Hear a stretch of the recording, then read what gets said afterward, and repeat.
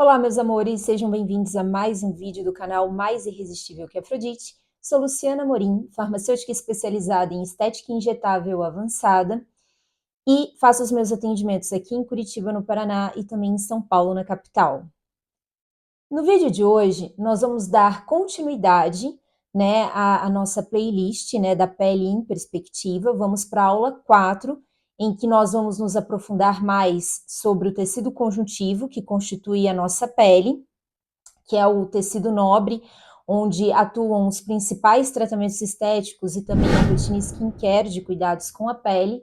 E no vídeo de hoje nós vamos dar ênfase aos macrófagos, aos mastócitos e aos leucócitos, que são células de defesa importantes presentes na nossa pele, principalmente como resposta aos tratamentos estéticos que são feitos hoje. E vamos também falar sobre as fibras, de colágeno, de elastina, que fazem parte da nossa pele. Eu vou olhando aqui no computador para poder depois projetar as imagens dessa aula aqui na tela para vocês.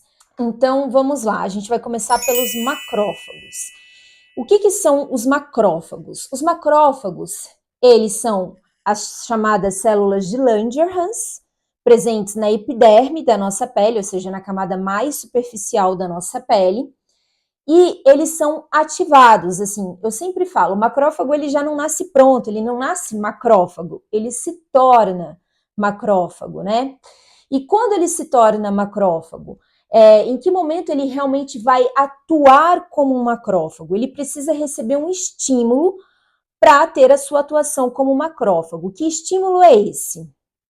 Então, o macrófago ele precisa ser ativado para poder estimular as suas funções de matar, o antígeno que ele reconhece, de fagocitar os restos mortais desse antígeno ou de qualquer outro resto celular que está morto, e ao mesmo tempo digerir para que esse resto celular seja efetivamente eliminado do nosso organismo. E como eu havia dito, o macrófago ele não nasce macrófago, ele se torna macrófago. Inicialmente, ele é originado dentro da nossa medula óssea como monócito, ele vai para a circulação sanguínea como monócito e a partir do momento que ele sai da circulação sanguínea e cai no tecido conjuntivo, é onde ele se torna o macrófago, como mostra a imagem, E estando no tecido conjuntivo, ele prolifera no próprio tecido conjuntivo. E qual é a função do macrófago no nosso organismo?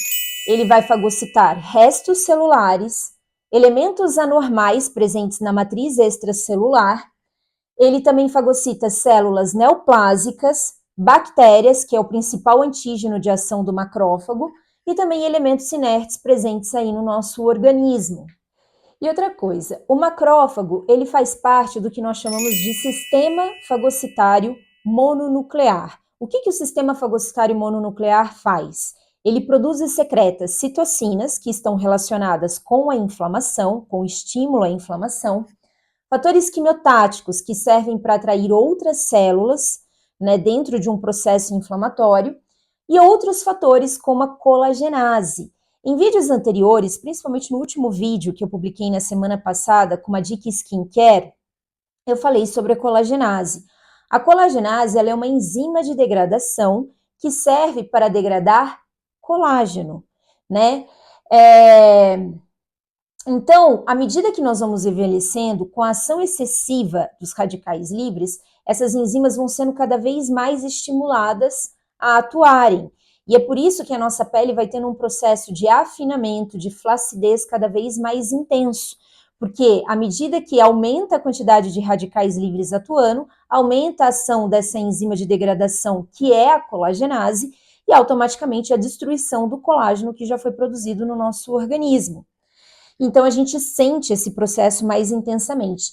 E quem produz a colagenase é o macrófago. E você fala, meu Deus, mas por que o macrófago faz essa desgraça na minha vida? Porque a gente quer juventude eterna, Mas, na verdade, a gente tem que partir do seguinte pressuposto, Tanto a falta quanto o excesso não são positivos. Quando nós somos muito jovens e que a gente se machuca, faz cortes profundos, a tendência daquilo é formar uma cicatriz hipertrófica, aquela cicatriz de alto relevo, ou até mesmo um queloide, para quem tem propensão a isso. o que esteticamente falando não é agradável. Então, na verdade, o organismo ele tenta lutar contra esses exageros. Primeiro ele busca te proteger e depois ele busca refinar essa proteção, só que nem sempre isso dá certo. Então, o objetivo do macrófago produzir a colagenase é de fato gerar uma cicatriz que fique quase imperceptível, que gere uma qualidade de pele muito próxima da original que foi machucada, mas nem sempre isso dá certo, né? Então o objetivo é esse, é evitar a produção excessiva de colágeno, porque também se a gente tiver excesso de colágeno, a nossa pele ganha uma rigidez que não é bonita, não é natural. Então, para evitar que isso aconteça, existe essa produção natural. Só que à medida que a gente vai envelhecendo, essa colagenase ela vai ganhando mais atuação e a nossa pele vai ficando nitidamente mais flácida e mais fina, com uma intensidade e uma rapidez cada vez maior, devido à ação excessiva aí dos radicais livres. Mas retomando, né, retomando o raciocínio, porque a gente fez aqui uma saída aí da linha principal de raciocínio. Então, o macrófago, ele faz parte desse sistema fagocitário mononuclear e ele acaba atuando através desse sistema na defesa do nosso organismo. Como que o nosso organismo se defende? Inflamando, né? A inflamação, por mais incômoda que ela pode ser, ela, na verdade, é uma resposta de defesa do nosso organismo. E o macrófago tem uma participação direta nisso. Ele também tem a capacidade de apresentar e processar antígenos, principalmente as bactérias, que são o principal antígeno alvo aí de atuação dos macrófagos, e ele ajuda no processo de reparo dos tecidos, porque ele elimina todos os restos celulares, todos os restos de proteínas que não servem mais. Ele limpa a casa para que as coisas funcionem corretamente como deve funcionar. E é por isso que ele tem uma participação muito importante nos tratamentos estéticos, porque basicamente os tratamentos estéticos, eles geram uma agressão à nossa pele, uma agressão controlada, diga-se de passagem, mas é uma agressão.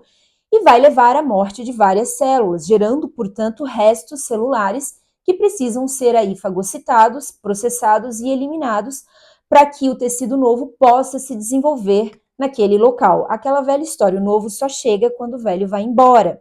Isso funciona para tudo, né? Inclusive aqui em termos de histologia, né, de tecido. Então, seguramente nós podemos dizer que as principais funções dos macrófagos no nosso organismo, primeiro, defesa antimicrobiana, defesa antitumoral, porque ele é capaz de fagocitar células neoplásicas, lembra? Ele também participa da produção extrahepática de bile. Oi, sim, o macrófago participa da produção extrahepática de bile. Né? Ele também participa do metabolismo da gordura, né? Fagocitando aí os restos celulares de adipócitos, né? Nos tratamentos que a gente faz para poder reduzir medidas. E também na destruição de eritrócitos, ou seja, de células vermelhas velhas. Os mastócitos, Luciana, qual é a função deles, a origem? Os mastócitos, eles são abundantes na nossa derme, que é considerada a camada mais nobre da nossa pele. Os mastócitos se originam também a partir de células-tronco, caem na corrente sanguínea e da corrente sanguínea eles vão em direção aos tecidos do nosso corpo, principalmente o tecido conjuntivo da derme. E ali eles vão se proliferar e vão se diferenciar, ou seja, ganhar uma função específica. Os mastócitos, eles podem ter, né, e tem, né, na sua membrana plasmática, um receptor para IgE, que é a imunoglobulina E, que tem aí uma participação ativa nas respostas anafiláticas. Então, o mastócito ele tem uma ligação direta com o risco de anafilaxia. E não tem como prever quando pode acontecer uma reação anafilática, às vezes com uma coisa muito idiota. Mas é mais óbvio de acontecer com situações que já aconteceram repetidas vezes, como, por exemplo, anestesia. Né? Então, imunoglobulina E tem uma relação direta para isso. E o mastócito, ele tem uma ligação íntima com a imunoglobulina E, porque na sua membrana plasmática ele possui receptores para IgE. E no seu citoplasma, o mastócito ele possui grânulos. E esses grânulos, eles produzem e secretam mediadores químicos. Que mediadores químicos são esses produzidos e secretados pelos mastócitos? O primeiro deles são os glicosaminoglicanos, o segundo é a histamina, que tem essa relação direta com a anafilaxia, né, com respostas anafiláticas, proteases neutras, fator quimiotático para atrair outras células de defesa, ECFA, que é um fator quimiotático para eosinófilo, e a heparina, que está ligada aí com as reações de hipersensitividade imediata. Sabe quando você toca em alguma coisa e aquilo imediatamente começa a te dar coceira, por exemplo? Isso está relacionado com a liberação de heparina por parte aí dos mastócitos. E quais são as principais funções dos mastócitos no nosso organismo? Ele participa das reações imunes, ou seja, ele também participa das respostas de inflamação, incluindo aí também as reações alérgicas do nosso corpo. Então, a alergia está intimamente relacionada com a atuação dos mastócitos e também com a expulsão de parasitas. Então, os parasitas são o principal antígeno-alvo de atuação dos mastócitos. E por que a histamina, que é esse mediador químico produzido e liberado pelo mastócito, está intimamente relacionado com as respostas anafiláticas? Porque, e também com as respostas de reação alérgica, de vasodilatação e por aí vai. Porque a histamina, ela tem a capacidade de aumentar a permeabilidade vascular. Então, imagine as paredes do vaso com células bem coesas entre si, e a partir do momento que ocorre a liberação de histaminas, essas células, elas se afastam entre si, facilitando com que tudo que está dentro do vaso sanguíneo, ou seja, a sangue e, portanto, água também, né, saia de dentro do vaso em direção ao tecido. E aí ele facilita esse processo de saída do sangue através da corrente sanguínea, né, do vaso sanguíneo para o tecido, causando, portanto, o edema, que é o inchaço característico de uma resposta inflamatória. E aí as pessoas perguntam, quando você gera um trauma com uma agulha, com uma cânula dentro de um tratamento estético, vai inchar? E aí você fica assim para o paciente, sem saber o que responder. Será que eu sou muito sincero, pouco sincero? Sempre sendo muito sincero, né, gente?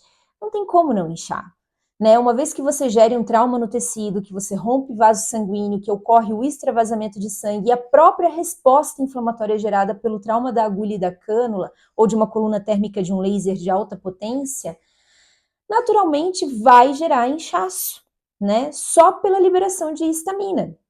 E aí imagina o risco também de rompimento de vasos que pode acontecer, porque a gente tem uma quantidade absurda de veias na nossa face, né?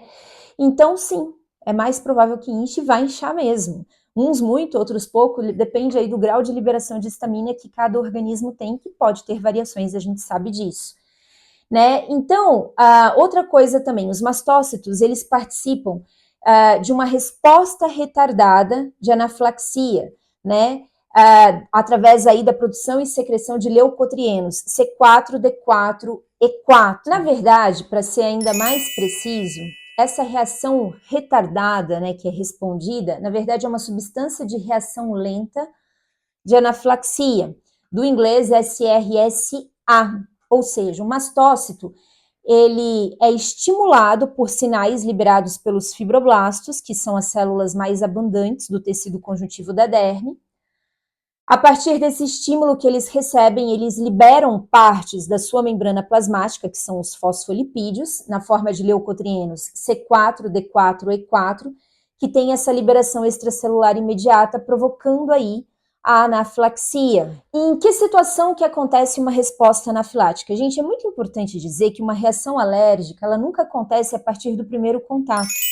O risco de uma reação alérgica vem a partir do segundo contato. Porque no primeiro contato, o organismo vai reconhecer aquela substância estranha e a partir desse reconhecimento ele vai ou gerar uma parceria ou uma inimizade, vamos colocar dessa forma para sermos mais didáticos. Se ele entender que não gostou, pegou nojinho, ele vai gerar, né, como resposta a produção da imunoglobulina E, a IgE, e vai colocar isso dali conectado com um receptor presente na membrana do mastócito.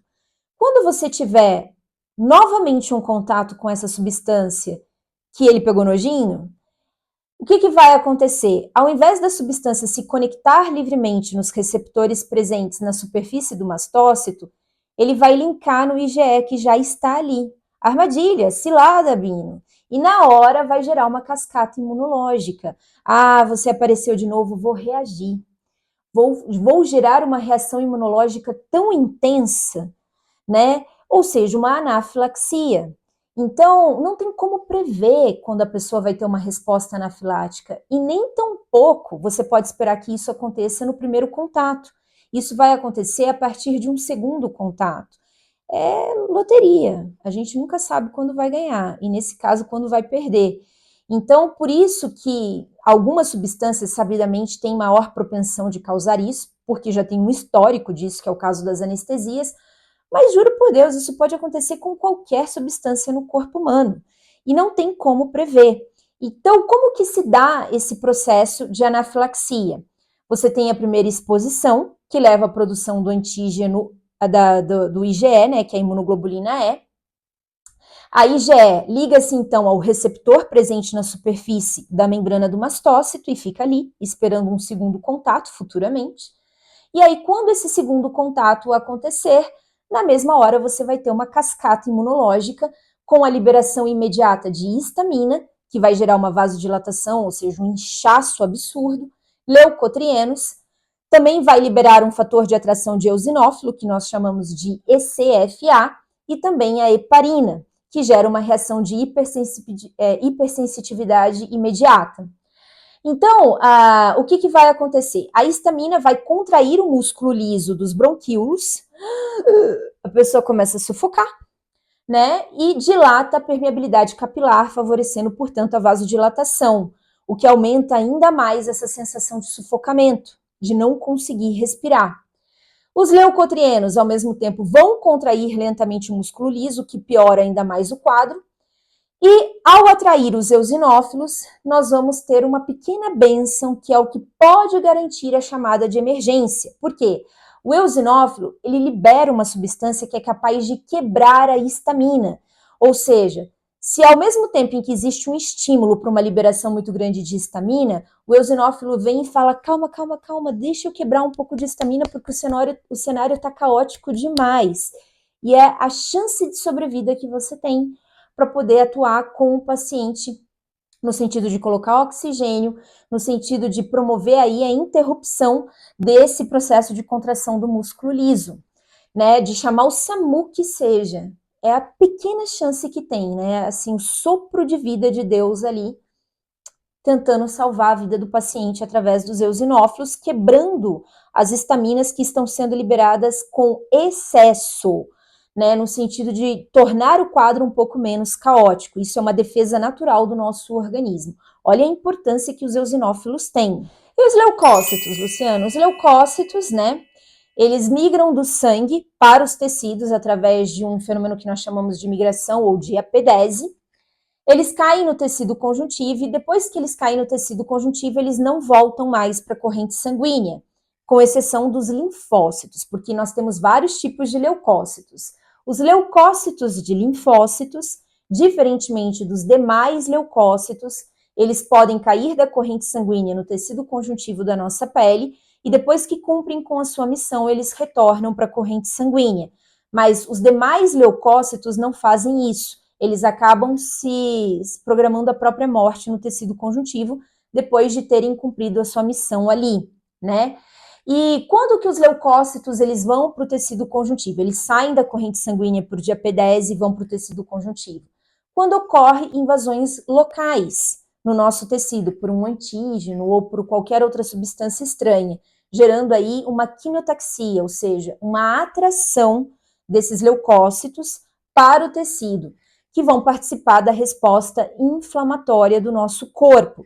Então no processo de cicatrização da nossa pele pós-procedimentos estéticos vai haver ali a presença de leucócitos? Vai também.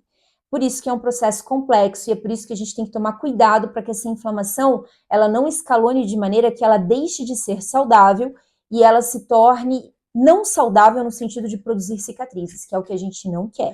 E para finalizar esse vídeo, nós vamos falar sobre as fibras que fazem parte do tecido conjuntivo. Então, as fibras, elas são estruturas alongadas do nosso corpo, constituída aí por proteínas que polimerizam, ou seja, que se repetem numa sequência, né, programada. E nós temos 3 tipos de fibras que compõem o nosso tecido conjuntivo: as fibras colágenas, as fibras reticulares e as fibras elásticas. E basicamente os tratamentos estéticos, eles vão focar na produção dessas fibras, porque elas estão intimamente relacionadas com a firmeza, com a elasticidade do nosso tecido.